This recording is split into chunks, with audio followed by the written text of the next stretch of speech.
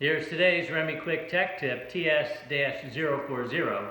Let's talk Ford, specifically the Ranger with 2.5, 3.0, and 4.0 liter engines.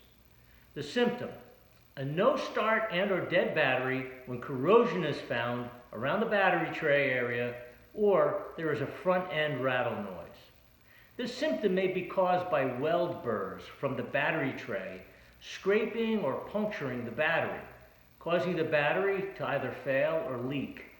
For the solution, grind away all burrs from the battery tray and replace the battery if damaged. That's the Remy Quick Tech Tip, and it's another reason why your next starter or alternator should be a Remy.